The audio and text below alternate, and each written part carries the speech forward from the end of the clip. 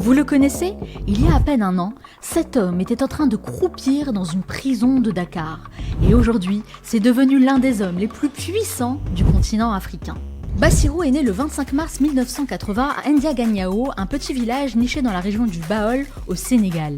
Issu d'une famille d'agriculteurs, il grandit dans un milieu modeste, cultivant l'amour de la terre et des traditions rurales. Ambitieux et déterminé, Bassirou fait de son éducation sa priorité. Il obtient son diplôme en droit à l'université de Dakar, puis réussit les concours très sélectifs de l'École nationale d'administration pour entamer une carrière dans l'inspection des impôts.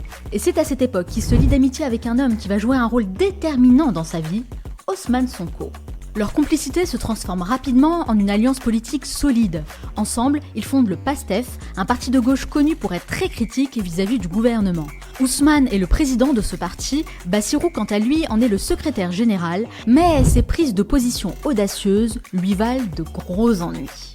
Le 14 avril 2023, alors qu'il quitte tranquillement son bureau, Bassirou est pris par surprise et arrêté par la police qui ne lui laisse aucune échappatoire et il va passer 11 mois en détention provisoire. Mais coup de théâtre, le 14 mars 2024, Bassirou est libéré à quelques jours des élections présidentielles et là, il se rend compte qu'il a quelque chose à jouer.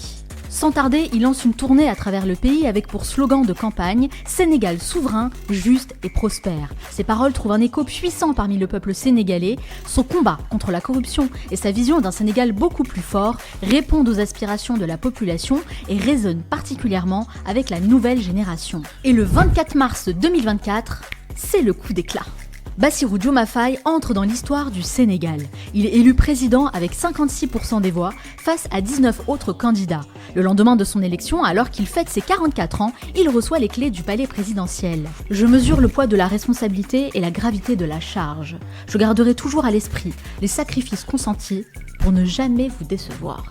Bien qu'il soit très réservé sur sa vie personnelle, il apparaît publiquement avec ses deux épouses, désormais premières dames. Marie Koné Faye, de confession catholique, qu'il a épousée il y a 15 ans et avec qui il a eu 4 enfants, ainsi qu'Absa Faye, sa nouvelle épouse, récemment diplômée de l'école supérieure polytechnique de Dakar, qu'il a épousée en 2023.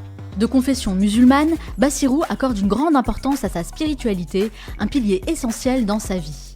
De ses modestes débuts dans son petit village à sa consécration sur la scène mondiale, le président Bassirou Diomaye Faye accède aux plus hautes sphères du pouvoir et impose sa voix parmi les plus grands leaders de ce monde.